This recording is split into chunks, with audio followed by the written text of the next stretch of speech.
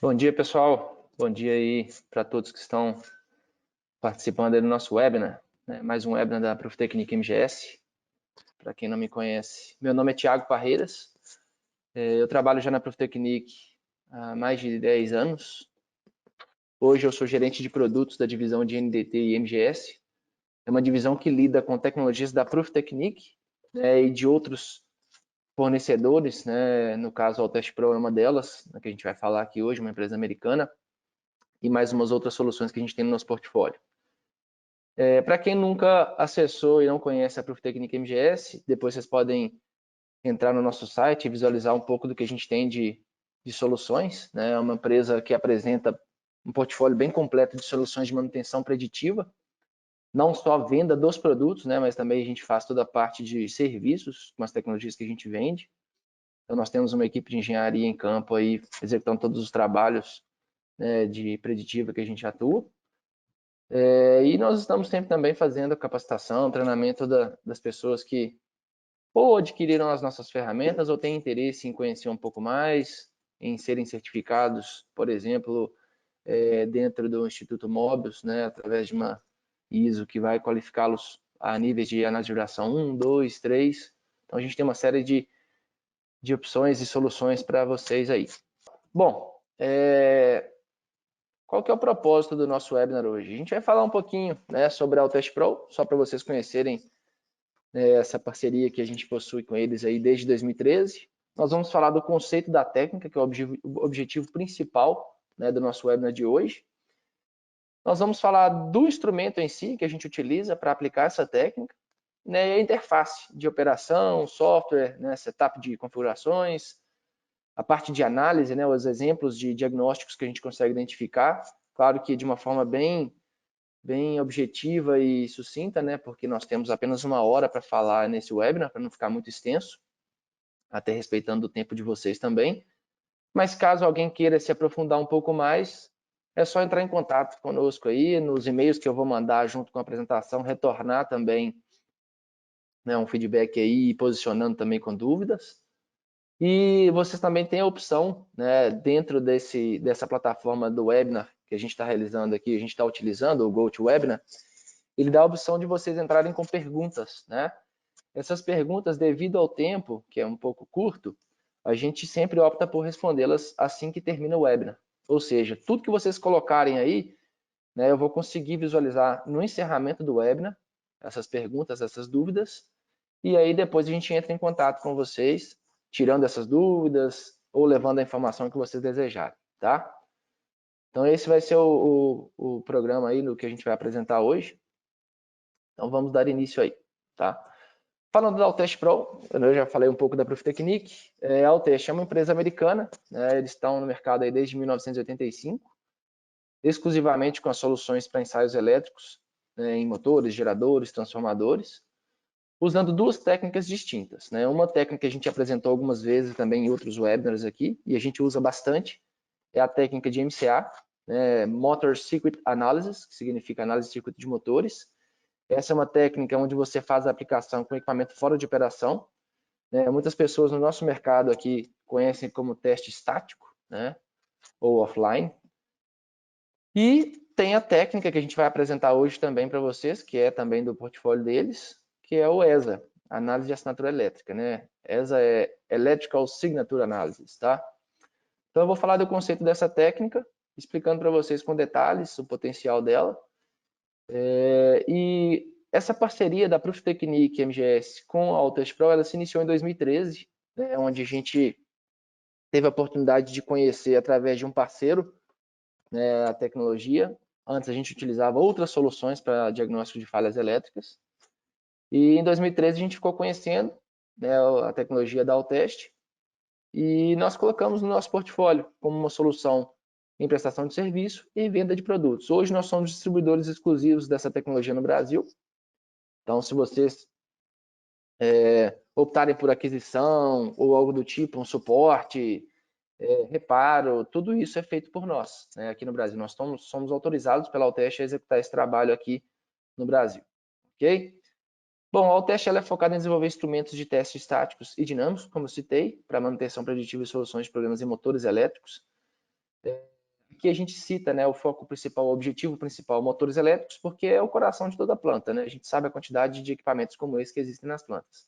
Mas não se limita a apenas esse tipo de equipamento. A gente vai ver um pouquinho na apresentação que estende-se a transformadores, geradores, né? Ou seja, equipamentos que tenham conjuntos de bobinas e a gente consiga fazer aí um diagnóstico completo desses equipamentos, tá? Bom, dando sequência em detalhes da Altest Pro, né, o que nos chamou a atenção para justamente firmar essa parceria foram esses pontos citados, né, que são a facilidade de operação e criação de setup de medição. Então, é um tipo de setup muito simplificado, ele já tem alguns padrões criados para cada tipo de equipamento que você vai medir. Né? É uma tecnologia com recursos visando a segurança de utilização. Então, ele traz alguns pontos fortes em relação à questão de segurança, principalmente falando do ESA, onde a gente vai fazer uma aplicação de um ensaio em equipamentos energizados, né? Então, isso requer uma atenção especial para a segurança, principalmente, que vem em primeiro lugar. Outro ponto, né, que nos chamou a atenção também é por serem totalmente portáteis e leves, né, diferente do que a gente tem em algumas tecnologias, onde você vai a campo carregando uma maleta muito grande, muito pesada. Isso dificulta a locomoção, dificulta acesso, né, traz uma série de dificuldades aí para vocês fazerem medições em áreas distantes, remotas dentro das plantas, né? Então, isso nos chamou muita atenção. É uma maleta pequena que você carrega na mão e o instrumento, vocês podem ver na própria imagem, ele cabe na palma da mão aí para você usar, né, e abusar das tecnologias que ele dispõe aí para vocês. Então, esse foi um ponto muito interessante. Outro ponto favorável, não só para a técnica de ESA, né, mas para o MCA também, é apresentar as mudanças ao longo do tempo, que é o forte da preditiva, né, você acompanhar a tendência de evolução de falhas e criar aí um planejamento para intervenções programadas, ou seja, não ser pego desprevenido, né? Esse é um ponto, né, que a gente sabe que é fundamental para uma preditiva bem aplicada. E o último ponto aqui realiza diferentes medições para facilitar a análise e interpretação dos dados obtidos, ou seja, uma solução bem completa, né? Ele analisa de uma forma bem completa as informações que estão sendo detectadas, né, os dados medidos, para você ter um diagnóstico mais completo. Tá? Então, esses foram os pontos que destacaram para a gente na Altest, por isso a gente buscou trazer essa solução para o Brasil, e é onde a gente vem aplicando ela desde 2013, a gente tem tido bons resultados, os clientes sempre bem satisfeitos com o que a gente consegue identificar aí com essa tecnologia, essas questões de portabilidade e tudo mais. Bom, vamos lá, vamos falar sobre o conceito da técnica. Né? A análise de assinatura elétrica, ela se consiste em ensaios de equipamentos desenergizados, como eu citei, né? E é utilizado para avaliar a forma de onda de corrente e tensão elétrica de um sistema. Então, eu vou citar com mais detalhes isso, mas né, o ponto forte de você conseguir fazer a detecção, né, a captura de forma de onda de corrente e tensão, é que você consegue trabalhar aí em cima dela para fazer o diagnóstico relacionado à análise de motores de corrente alternada, corrente contínua, geradores e outros equipamentos, né? E, além disso, fazer aquele trabalho de acompanhamento por tendência que eu citei no slide anterior. Como que é feito esse tipo de diagnóstico, né? Dentro do conceito da técnica, a gente vai capturar as formas de onda, como eu citei, em baixa e alta frequência de corrente e tensão, tá? Então, citando aí essas frequências, baixa e alta frequência, o que seria isso? Baixas frequências até 120 Hz e altas frequências até 5.000 Hz, para justamente a gente conseguir pegar, né, todo tipo de componente que está presente dentro do circuito e conseguir avaliar ali possíveis falhas e degradações. À medida que a gente tem a forma de onda, tanto de corrente quanto de tensão, nós podemos fazer a transformada rápida de Fourier para obter o espectro, né, e conseguir fazer uma análise mais sucinta, né, conseguir identificar de fato essas frequências destacadas para cada um dos componentes e conseguir ter uma análise baseada na sua amplitude, se é de fato uma falha ou não, tá? Então esse é o ponto que a gente faz justamente uma análise comparativa aí, até para quem já conhece a análise de vibração, teoricamente seria o mesmo princípio, né? Além de você ter a captura de formas de onda de baixa e alta frequência, nós também fazemos a captura, né, com a técnica da parte de qualidade de energia, ou seja, nós fazemos as medições, né, de qualidade de energia tentando identificar a presença de harmônicos, né, o THD aí, a dissociação total harmônica, né, transitórios ou transientes, swell and dips, ou picos e quedas de tensão em corrente, ou afundamentos e elevações da senoide de corrente e tensão, né? E também a gente avalia também um diagrama fasorial para detectar aí algum desbalanceamento que possa existir, tanto em ângulo de fase quanto em desequilíbrio de valores de tensão e corrente nominal entre fases ou entre circuitos idênticos, tá? Um outro ponto, né, que a gente consegue avaliar com a técnica é a eficiência do sistema, né? Nós vamos estar avaliando todas as potências, demanda, eficiência, fator de potência, carga, consumo, torque. Com esse tipo de informação, né, quando a gente consegue medir todos esses parâmetros ou esses componentes, né, a potência, a demanda, etc., a gente consegue fazer um comparativo com os dados de placa desse equipamento, né? Quando a gente tem essas informações fornecidas pelo fabricante ou cadastradas no sistema, né, da planta, a gente consegue fazer um comparativo do que está sendo medido em relação ao nominal. E, em cima disso, trabalhar com perdas relacionadas, por exemplo, à eficiência, que provocam consumo excessivo ou desperdício de energia, né? Ou se você está trabalhando com um sistema sobrecarregado ou subdimensionado, né? Então, esse é um ponto interessante também que a gente consegue abranger aí usando a técnica de análise de assinatura elétrica. Só uma frase que fica sempre marcante, né, que o motor é um grande transdutor, ele transmite as informações relacionadas à condição de operação dele e a gente consegue capturar todas elas usando a técnica de ESA, tá? Dando sequência aí para vocês entenderem um pouco dessa questão da captura de forma de onda, que é o primeiro step que a gente citou no slide anterior, aqui estão alguns exemplos para quem não conhece, né, um pouco do termo técnico de captura de forma de onda, de espectro, transformada rápida de Fourier. Eu vou citar aqui só para vocês terem uma ideia de como é feito isso, tá? Então, por exemplo, aqui tem 3 exemplos de formas de onda, uma com uma frequência de 60 Hz, a outra 120 Hz e a outra 180, destacadas individualmente, né? Se você tivesse uma forma de onda capturada com as presenças das 3 frequências, a gente teria exatamente esse exemplo aí, onde a interpretação passa a não ser tão, né, visual, de você conseguir identificar facilmente qual é o tipo de frequência que está presente ali. Por isso que a gente usa o recurso da transformada rápida de Fourier, né, para gerar o espectro, e aí eu consegui pegar a frequência isolada e sua amplitude, né, num espectro ali, mostrando a relação amplitude por frequência. Então aqui estão os 3 exemplos da forma de onda. Após a transformada rápida de Fourier, a gente consegue ver elas destacadas, e juntando as 3, elas ficam bem claras aqui e evidentes para a gente quais são essas frequências que estão presentes no meu espectro, certo? Então é só para quem não conhece, né, sobre o espectro, não conhece essa questão de forma de onda, eu trouxe essa informação só para clarear um pouquinho aí para quem está participando do nosso webinar. Exemplo prático, tá? Então eu trouxe aqui, com base no conceito anterior, uma forma de onda de corrente mostrada abaixo e a frequência de linha do sistema, que é uma forma de onda perfeita, né? De 60 Hz é a frequência de linha aqui nossa no Brasil. Em outros países eles usam a frequência de 50 Hz.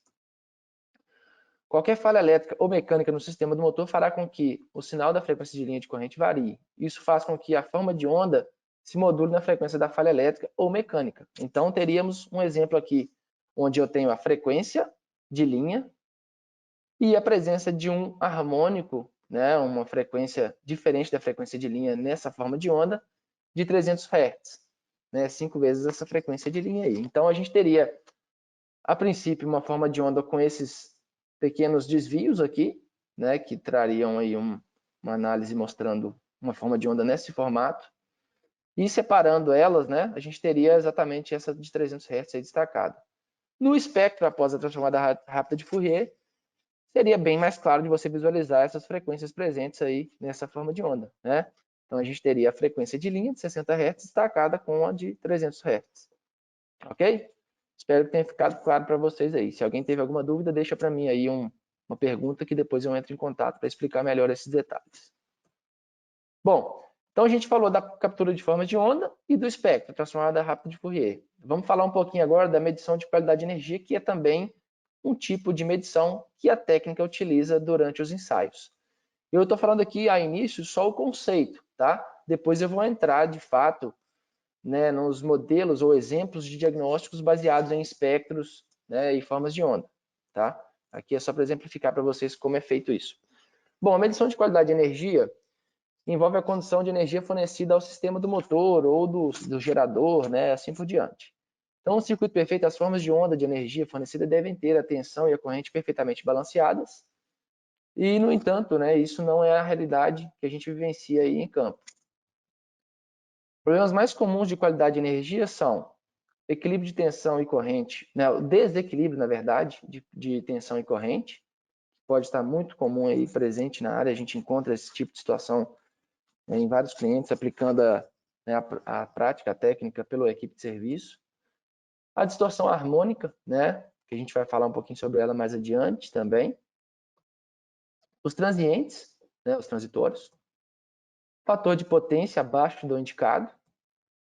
Esses são os principais problemas aí que a gente vivencia, tá? Existem outros tipos de problemas, mas são os mais comuns encontrados relacionados à qualidade de energia, claro.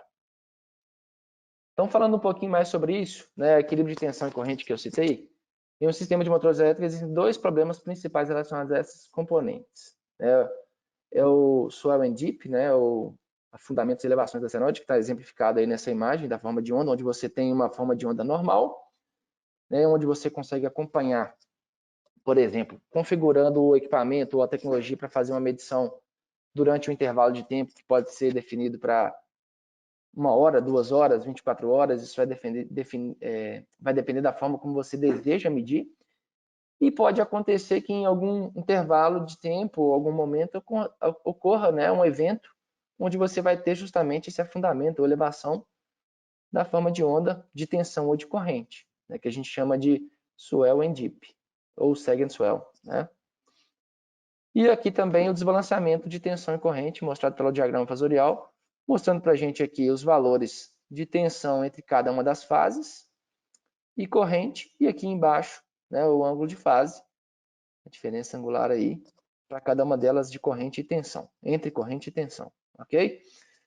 Quando a gente consegue identificar esses tipos de eventos, né, ou um diagrama fasorial indicando desbalanceamento de tensão e corrente, a gente tem, né, essa tolerância máxima de desbalanceamento tanto para tensão quanto para corrente, indicados por norma. Eles vão gerar para a gente uma informação de que existe um desbalanceamento acima do indicado, que pode ser representado por uma falha. Eu cito até no final do nosso webinar um exemplo, né, um estudo de caso voltado a esse tipo de condição. E também, né, os afundamentos e elevações que podem acontecer também em intervalos de tempo durante o período de medição aí, durante a tendência de medição que você está fazendo, na escala de tempo. Distorção harmônica, né? Que eu falei que ia comentar. A distorção harmônica de forma de onda é dita harmônica quando a deformação se apresenta da forma similar em cada ciclo de frequência fundamental. Existem dois fatores principais nos harmônicos de energia do sistema a ser considerado. O harmônico de tensão, onde o limite recomendado é de 6% para o THD, para até 69 kV, e 3% para maiores que 69 kV, segundo a norma I3S 519. E de corrente são considerados muito mais graves, com o limite recomendado de 3%, né, independente aí do porte. Então, a gente tendo um THD acima desses indicados aqui, seria já uma presença de harmônicos que pode estar afetando e degradando o seu sistema. Do lado direito aqui é um exemplo de uma imagem tirada do próprio software, onde a gente consegue ver, né, tanto o THD aqui quanto o fator de Christie e a presença de cada um deles com suas amplitudes. Eu posso selecionar individualmente qual é o harmônico que eu quero analisar. Lembrando, e eu vou citar mais adiante, que ele consegue fazer a medição de harmônicos até a 65ª ordem, tá? Então, ou seja, 65 vezes a frequência de linha. Então, você consegue pegar um gap bem grande aí de harmônicos presentes nessa forma de onda. Transientes. Transientes são surtos, né, de tensão elétrica que ocorrem no intervalo de tempo muito pequeno, fração de segundos, e podem ser gerados a partir de duas origens, né? Via perturbação externa, onde pode acontecer uma indução eletromagnética, que geralmente é causada por raios que caem perto da rede elétrica e induzem uma DDP muito alta na rede, ou condução pela rede, um chaveamento de cargas fortemente indutivas, como os motores elétricos, gera transientes que são causados pela força contra-eletromotrizes. Então, na representação gráfica da forma de onda, a gente vai visualizar eventos como esse aqui. E o que é legal é que a gente consegue capturar exatamente quando isso ocorre através de trigs, né? Através de trips, na verdade, que você determina que quando acontecer um evento que ultrapasse o limite indicado manualmente ou automaticamente de acordo com o setup que a gente está entrando da máquina, ele vai capturar exatamente esse evento, né, numa forma de onda, tanto em forma de onda quanto em RMS, para você visualizar o valor, né, de pico apresentado e também o intervalo de tempo, em quanto tempo esse transiente aconteceu, né? E uma segunda origem é via resposta do próprio circuito eletrônico ao chaveamento, né? Então isso pode acontecer durante a operação do sistema, tá? Esse tipo de evento é um tipo de evento que também provoca uma degradação do sistema, principalmente quando você já tem presenças de falhas prematuras, ou seja, em desenvolvimento. Vou citar um exemplo aqui. Quando você tem uma degradação do material isolante de um motor, por exemplo, né, do bobinado do estator, e existe ali uma presença prematura de um desenvolvimento de curto entre espiras ou algo do tipo. Eventos como transientes, caso aconteçam, eles podem agravar esse comportamento, né, essa falha presente prematura, e elevá-la a uma condição de falha, podendo provocar até uma queima imediata. Então, por isso é importante a gente conseguir interpretar essas falhas de forma prematura, acompanhá-las, e quando estiver um diagnóstico de presença de transientes com ciclos periódicos acontecendo com uma certa frequência, a gente tem que trabalhar para tentar identificar a causa raiz desses transientes e tentar eliminar isso, né, para você conseguir manter um acompanhamento fiel da condição dos motores, mesmo diagnosticando pequenas falhas presentes no circuito, tá? Aqui falando um pouquinho sobre o fator de potência, na relação da qualidade de energia também, a relação entre a potência ativa e a potência reativa, que indica a eficiência com a qual a energia está sendo utilizada nesse sistema, né? Essa eficiência é medida pela razão entre a potência ativa e a aparente, que indica quanta potência elétrica consumida está de fato sendo convertida em trabalho útil, né? Então acontece muitas das vezes a gente medir fator de potência em alguns circuitos e eles estarem trabalhando aí com percentuais abaixo do ideal. Por exemplo, com um fator de potência de 0,8, a máquina está aproveitando apenas 80% da energia fornecida pela concessionária, ou seja, apenas 80% da corrente de entrada na máquina está produzindo trabalho útil, né? Então, isso, consequentemente, a gente interpreta como um baixo fator de potência, um desperdício de energia, tá? Inclusive, existe até uma penalização para isso. Beleza, agora que a gente falou um pouquinho dos conceitos, né, que a gente mede através da técnica de ESA, eu vou falar para vocês um pouquinho da instrumentação, tá? E depois a gente vai entrar nos exemplos de diagnósticos, para a gente conseguir entender um pouco melhor aquela questão do espectro, forma de onda, e o que a gente poderia interpretar, né, analisando um circuito desse, um circuito de um motor, de um gerador e assim por diante. O instrumento que a gente utiliza para fazer as medições é da fabricante Altest Pro, como eu já citei, e é esse instrumento que está na tela de vocês, o Altest Pro Online 2. Tá? Ele tem aplicação de sucesso em motores de corrente alternada contínua, motores acionados por inversor de frequência, geradores, alternadores, motores de máquinas e ferramentas, motores de tração, motores acionados por redutores, bombas e ventiladores, transformadores, e muito bem aplicado para comissionamento e diagnóstico de falhas também, né? Isso, claro, é o ponto principal e o forte da técnica em si, tá? Com o instrumento, a gente vai fazer uma análise detalhada de motores, avaliando a condição operacional do equipamento através de demanda e consumo de energia, claro, né? Eficiência de motores de indução de corrente alternada e motores de corrente contínua. Para esses dois em específico, né? Esses dois tipos de aplicação específico, a gente pode utilizar um software, né? O software US Step of the Energy Motor Master para tomada de decisão de reparo ou substituição. O que significa isso? A partir do momento que a gente faz as medições desses tipos de equipamentos e a gente consegue ter um pré-diagnóstico utilizando a ferramenta, a tomada de decisão relacionada a plano de ação, né, ela pode ser também orientada utilizando esse software que a gente pode fornecer também para os nossos clientes, pois lá ele vai ter uma análise baseada em histórico e norma, indicando para vocês se é necessário uma retirada ou não desse equipamento, né? Uma intervenção imediata ou não, tá? Além disso, né, através do Motor Master, você também vai calcular o retorno de investimento se melhorarmos a eficiência de energia do motor, ou seja, eu vou conseguir identificar a eficiência real de operação em relação à nominal e trazer um cálculo mostrando para a gente o quanto isso vai trazer de benefício, ou seja, o quanto você vai evitar, né, em desperdício de energia, fazendo um reparo, seguindo a orientação baseada no diagnóstico. Tá? Então, isso também é um ponto favorável. A gente vai interpretar, né, dentro dessas condições operacionais também, a presença de excentricidades estáticas e dinâmicas, né, o air gap, ou seja, a gente vai estar avaliando ali o entre-ferros, né, a distância limitada entre rotor e estator, ele está totalmente equilibrada em todas as extremidades. Podemos considerar também condição operacional, levando a condicional de desalinhamento e desbalanceamento mecânico, tá? Então não fica só preso a condições elétricas. Falhas em componentes mecânicos acionados, como por exemplo, eu medindo um motor que aciona um redutor, né, eu vou conseguir identificar dentro do meu espectro frequências relacionadas a engrenamento, ou sistemas acionados por polias. A gente vai também pegar as frequências de polias, de correia e assim por diante. Motores que acionam ventiladores, né? A gente vai conseguir pegar também as frequências relacionadas a esses componentes do ventilador, né? A passagem de paz e assim por diante, tá? Então, é uma técnica que você tem a condição de avaliar tanto os componentes elétricos desse sistema do motor em especial, né? Mas também algumas condições mecânicas dos equipamentos acionados, tá? Então esse é um ponto forte aí da técnica. Lembrando que não é uma técnica que substitui a análise de vibração, ela complementa muito bem, né? Você consegue complementar e cruzar as informações para ter de fato um laudo bem preciso no diagnóstico, né? Além disso, a gente vai estar avaliando a condição operacional relacionada a curtos no enrolamento, ou seja, a presença de curtos no bobinado, seja ele bobinados do estator, do rotor para máquinas com rotor bobinado, em corrente contínua de armadura e campo, e assim por diante.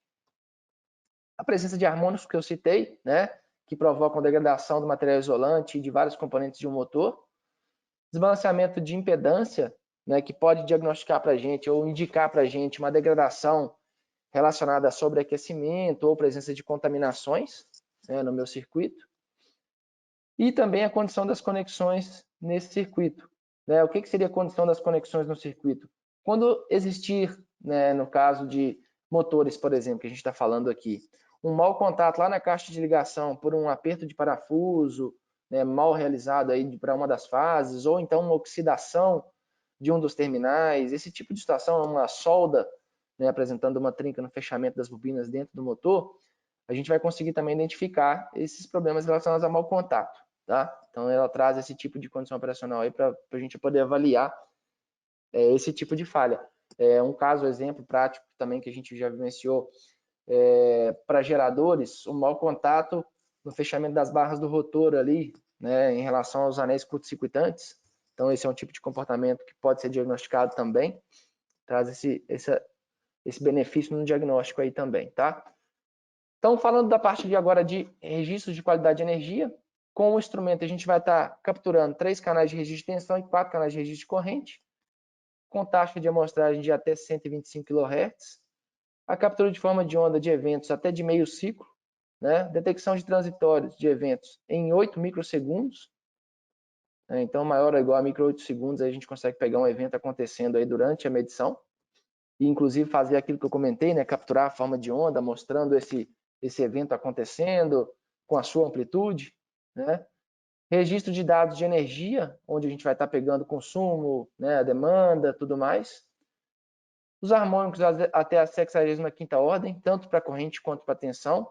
Então, o que é legal de você pegar essa abrangência toda? Você consegue pegar harmônicos de sequência positiva e harmônicos de sequência negativa, né, onde você consegue tratar muito bem e interpretar até o comportamento de operação dos motores, quando você tem harmônicos de sequência negativa, por exemplo, que traz um efeito eletromecânico diferente no comportamento operacional, aumentando a corrente de trabalho, né? A gente tem uma série de condições de avaliar isso. O gráfico fasorial, o diagrama fasorial, para pegar os equilíbrios que eu já mostrei. Além das ferramentas que a gente consegue capturar, ele traz um modelo de relatório pré-definido e fácil de usar. Então, assim, o que é legal, você vai trazer num único relatório todas as informações levando em consideração forma de onda, espectros, qualidade de energia e eficiência do sistema. Isso é um ponto que traz bastante informação, os relatórios são bem completos, né? Tem várias páginas com bastante informação para você ter um plano de ação e saber o que está acontecendo de fato com o seu equipamento, né? Junto a esse relatório, né, para a parte de análise, você também consegue, né, unir as informações relacionadas a dados de placa e condição operacional, mostrando a economia de energia através de uma função de análise antes e depois. Então, ou seja, eu fiz uma medição em um equipamento e diagnostiquei ali, né, um desalinhamento, um desbalanceamento, algo do tipo que provoque uma mudança na eficiência real de operação em relação ao nominal. Essa perda de eficiência está gerando quanto em redução ou consumo excessivo de energia, né? Desperdício no fato.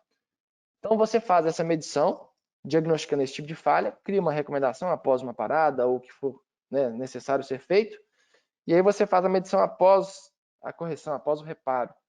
Ele vai trazer a possibilidade da gente imputar essas informações juntas num único relatório, mostrando o quanto você passou a economizar após essa intervenção.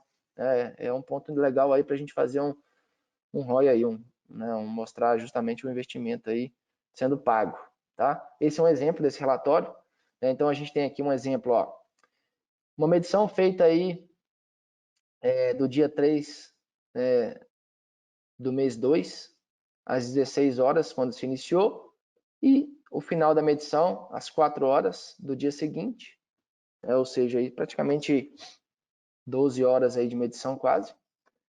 E depois, né, feita a intervenção, medindo aí aproximadamente 7 horas aí de medição.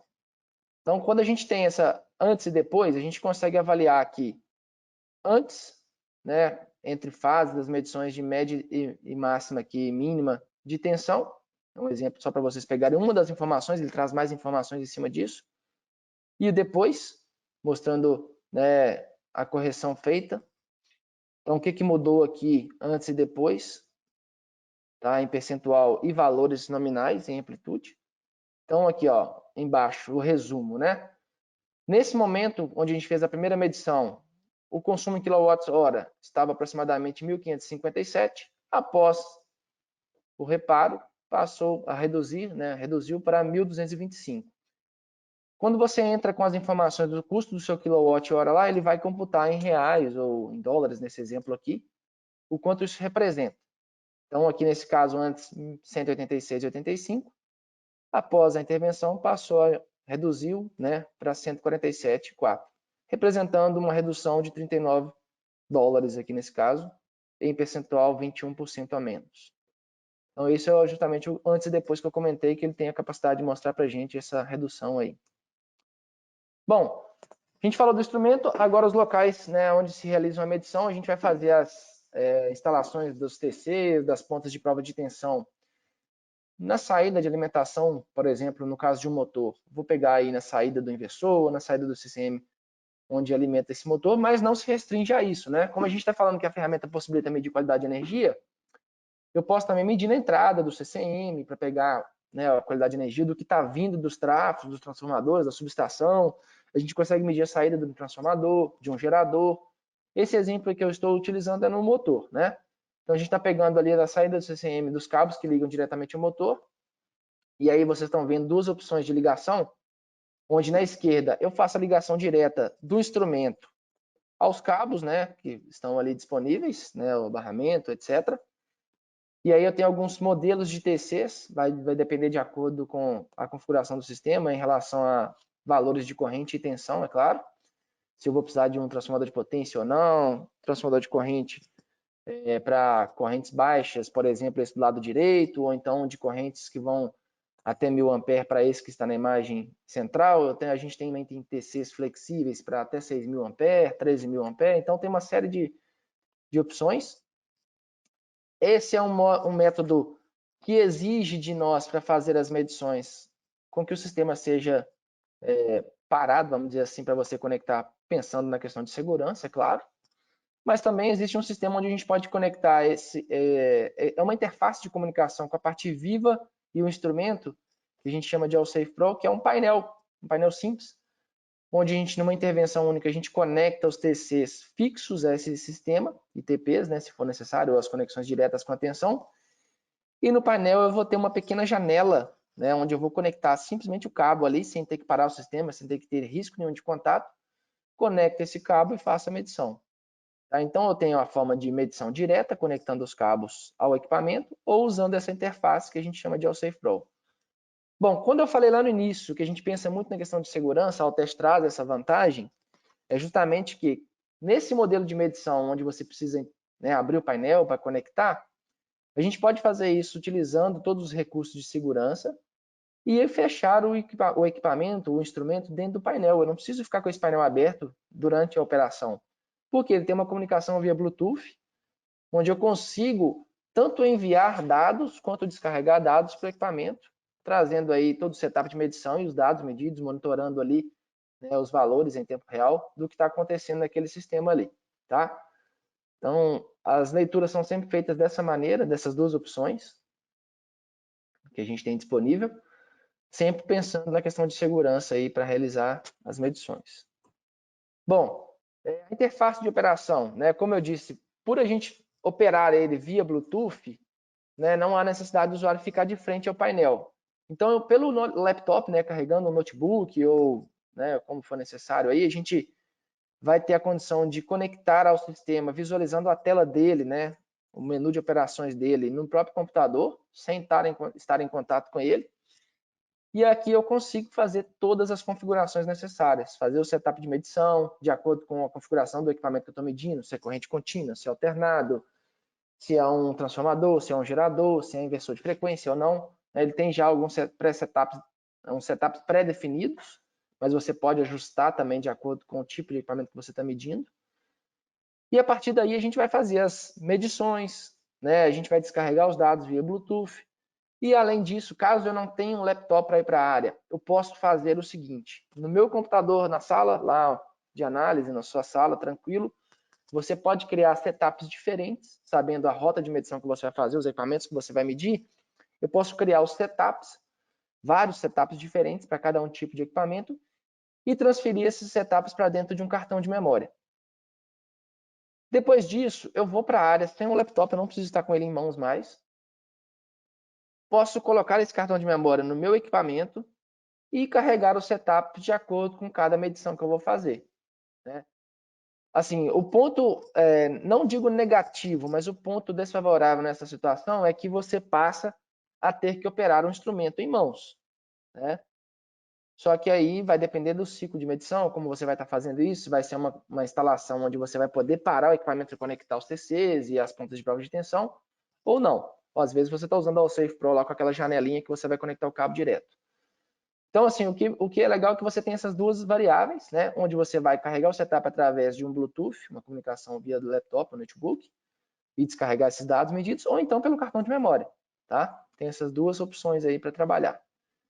A partir do momento que eu fiz o setup de medição, configurei aí, eu posso definir, por exemplo, qual é o tipo de equipamento que eu vou medir, se é um motor de indução, se é um motor síncrono, com inversor de frequência, transformadores. Aí vem a parte de análise, né? Quando eu chego na parte de análise, a partir do momento que eu tenho um setup bem definido, eu vou chegar no meu equipamento, no software, na hora que eu descarregar os dados, e eu vou conseguir trabalhar essa análise de formas bem, assim, vamos dizer, bem automatizadas, sabe? À medida que você entra com dados desse equipamento, dados de placa mesmo, por exemplo, qual é o tipo de equipamento, número de fases conectadas, se você quer medir corrente e tensão, qual é a potência desse sistema, velocidade de rotação, né, a tensão nominal, corrente nominal, o sistema mecânico acionado, por exemplo, nesse caso aqui, a gente está num print aqui onde mostra, né, um redutor, né, com com quantidade de engrenagens aqui, duas, mostrando o número de dentes, assim por diante. Você pode definir aqui também um outro exemplo de aplicação.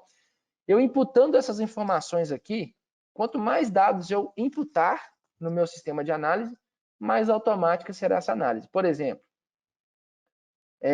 se eu sei que é uma informação que a gente nem sempre tem em mãos, para um motor de indução, número de barras do rotor, número de ranhuras do estator, eu vou entrar com esses detalhes aqui, vou mostrar o porquê disso mais para frente no cálculo de falhas, né? Onde a gente consegue identificar as frequências de passagem de barras e de ranhuras. Se eu estiver medindo um sistema com transformador de potência e corrente, a relação de redução, ou seja, o quanto reduziu em relação ao nominal para você extrair essas informações, onde você está conectando o seu instrumento. Informações, né, de carga acionada, a gente trazendo esse tipo de dados, até mesmo, por exemplo, dados de rolamento. Eu vou entrar aqui, por exemplo, ó, eu tenho um banco de dados bem completo, mas claro, nem sempre eu vou ter todos aqui, pode acontecer de não ter um rolamento em específico, você pode entrar com as medidas, né, do elemento rolante, da pista interna, né, o diâmetro do rolamento, tudo isso, ele vai trazer justamente as frequências de falha de cada componente do rolamento. Então, eu trazendo esses dados, essas informações todas, eu vou ter exatamente isso que vocês estão vendo aqui. Um destaque dos pontos críticos, né, onde a gente tem uma análise de forma bem automática, trazendo aí esse exemplo no caso, né, está indicando para a gente aí uma diferença em tensão, né, indicando também falhas no rotor, né, em uma condição anormal de operação.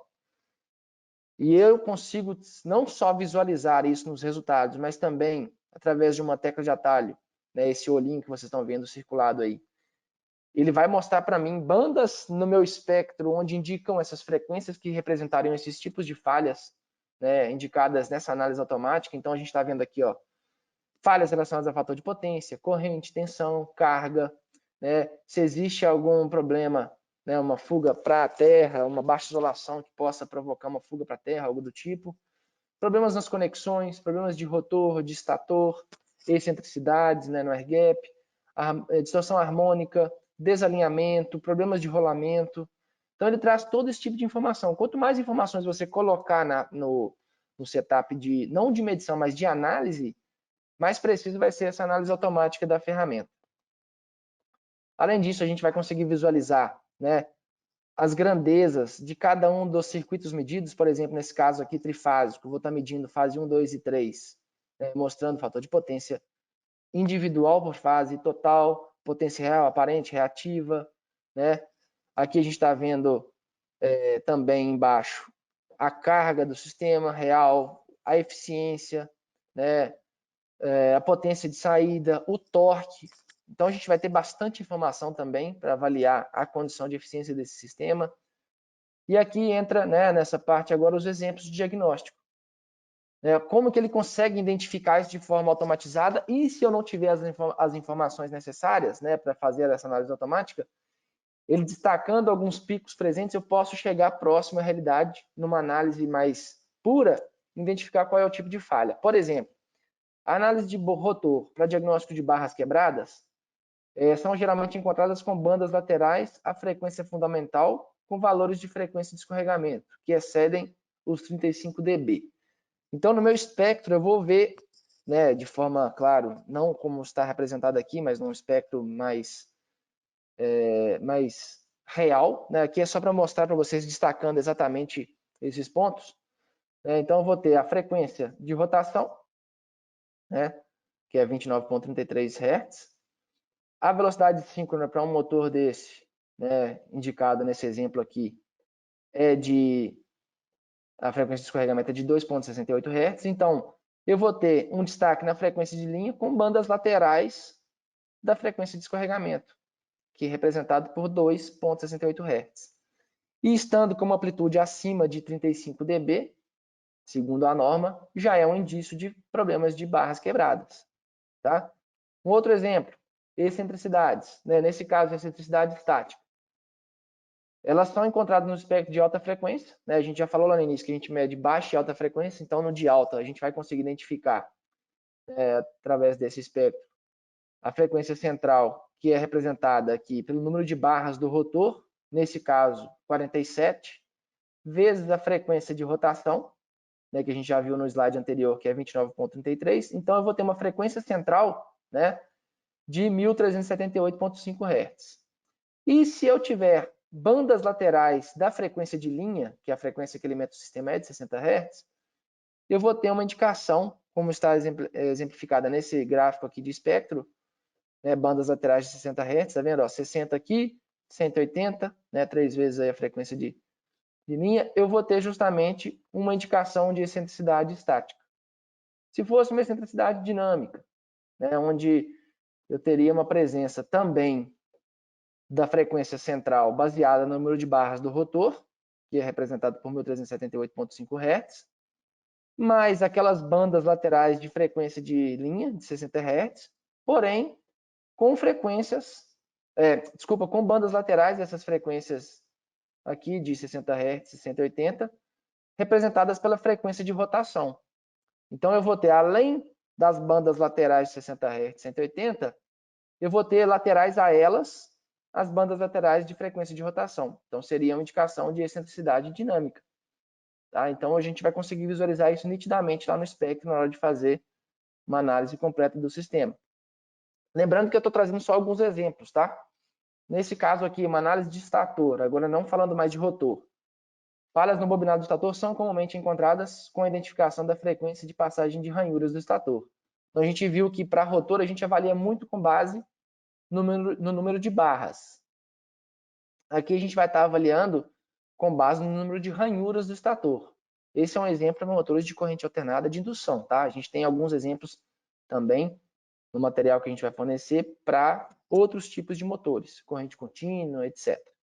Então, nesse caso, quando eu tiver pela frequência, a frequência central, né, que é representada pela frequência de rotação vezes o número de ranhuras, né, que seria no caso aqui 29,33 vezes 42, dando 1.231,9 Hz, se apresentar bandas laterais a esta frequência central com uma frequência de 29,33, que é a frequência de rotação, normalmente, né, são considerados uma degradação elétrica ou mecânica do estator.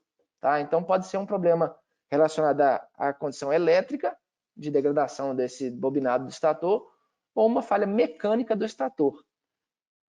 Por exemplo, falha mecânica, o que seria? Um desbalanceamento mecânico. São encontrados determinada frequência central, mais uma vez, com bandas laterais, que a gente viu no slide anterior, porém agora de 60 Hz, frequência de linha, que alimenta esse sistema, mas seguida, na verdade, de 4 vezes a frequência de linha, ou seja, 4 vezes 60, 240, mais 2 picos aqui de 120, que é 2 vezes a frequência de linha. Esse é um exemplo claro de desbalanceamento mecânico no estator aí do circuito em si, tá? do motor em si.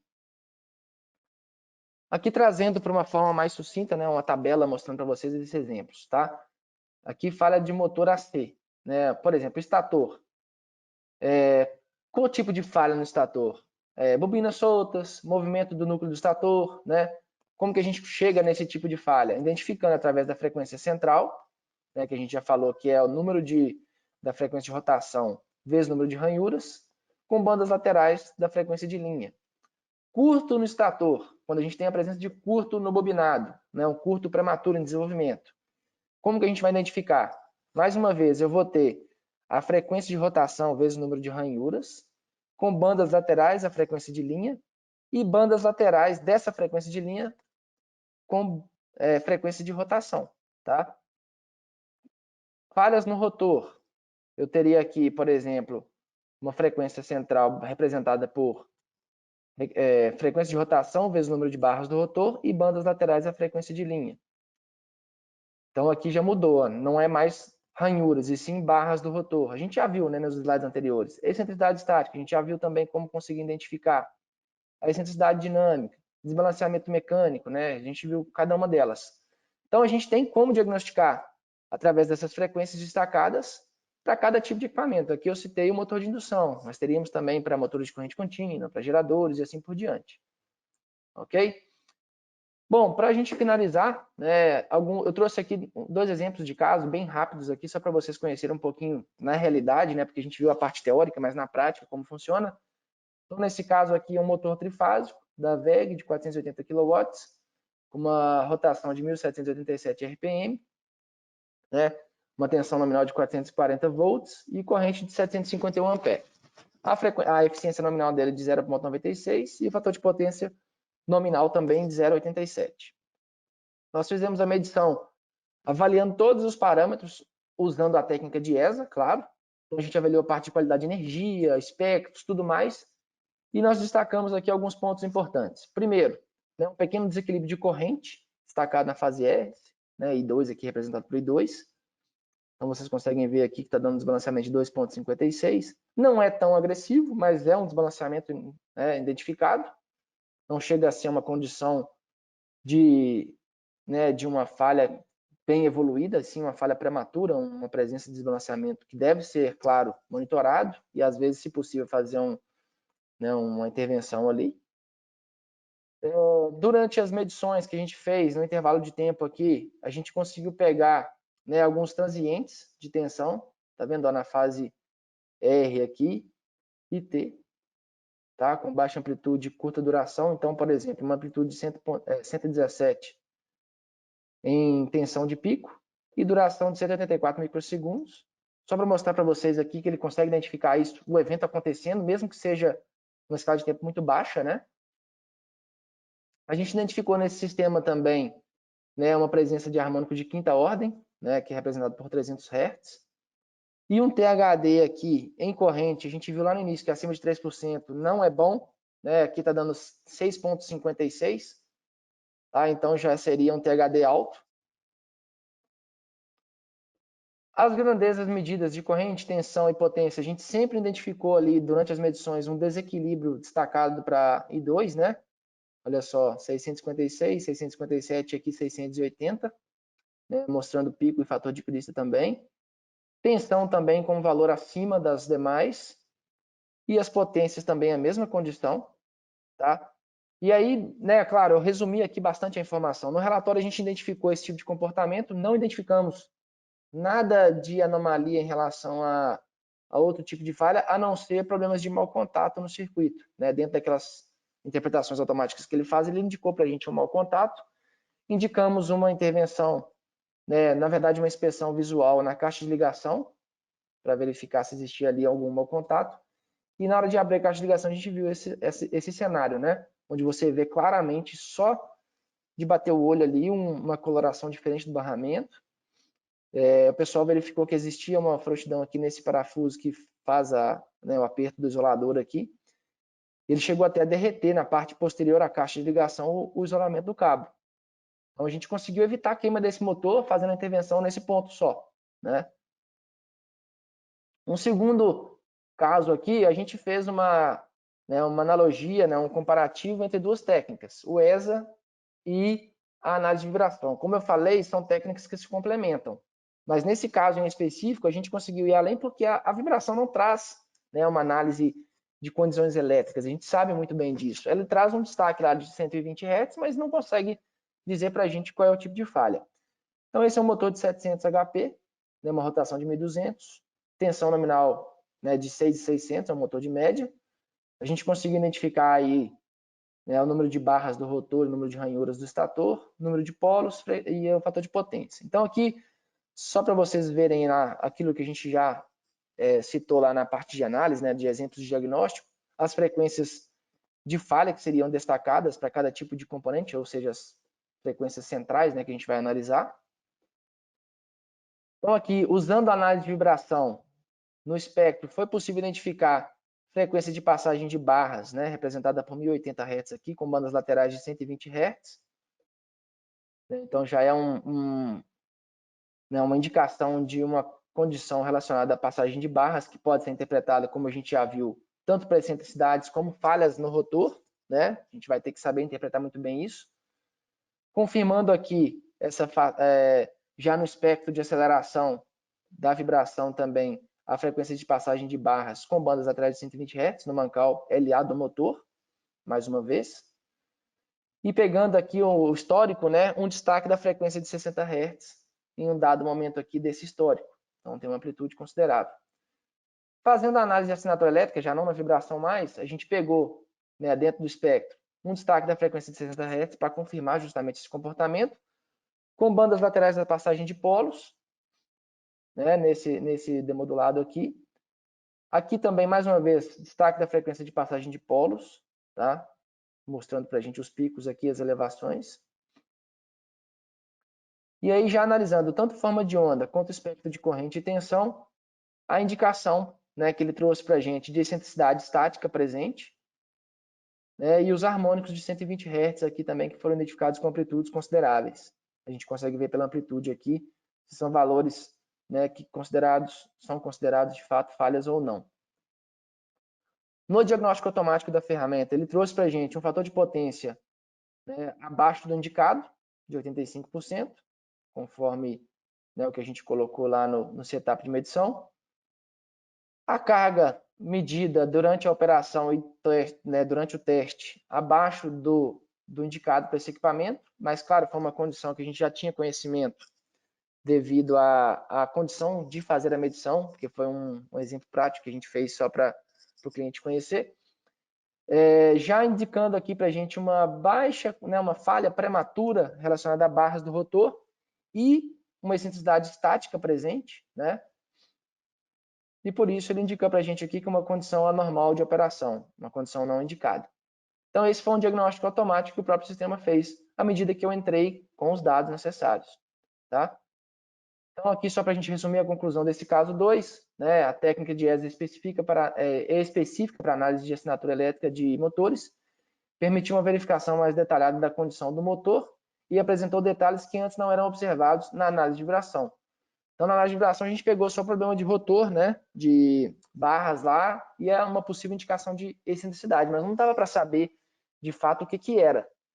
Com o ESA, a gente conseguiu saber que existia uma falha prematura em barra, sim, mas o destaque principal estava relacionado à excentricidade, né? E, além disso, a gente viu que o motor estava trabalhando com uma carga abaixo da ideal, com um fator de potência também abaixo, indicando para a gente algumas condições fora do que a gente identificou com a análise de vibração. Por isso que eu disse que complementa muito bem, né? Com base nos resultados apresentados, a técnica possibilita um melhor planejamento dos planos de ação a ser tomado, justamente para você definir, né, melhor o que você vai realizar. Bom, né, qual que são as vantagens, né, da gente aplicar essa técnica? Redução de custo de manutenção, é claro, sempre evitando aí quebras inesperadas, né, e você conseguir planejar muito bem o reparo, a intervenção a ser realizada. Redução das paradas inesperadas, né, redução do desperdício de energia, sempre mostrando a eficiência, né, do trabalho antes e depois de um reparo, ou mostrando simplesmente que ele está consumindo acima do nominal. Controle dos ativos a longo tempo, né, você consegue traçar a tendência de todos eles. E é isso, pessoal. Né, encerrando pontualmente aí ao meio-dia. Espero que vocês tenham gostado da apresentação, espero que tenham bastante dúvidas aí para mandar para a gente poder esclarecer para vocês. E, claro, né, caso alguém queira conhecer um pouco mais a fundo os detalhes, porque a gente só tinha uma hora para apresentar a técnica, a gente está à disposição de vocês aí, tá? Fiquem à vontade para entrar em contato conosco. Perfeito?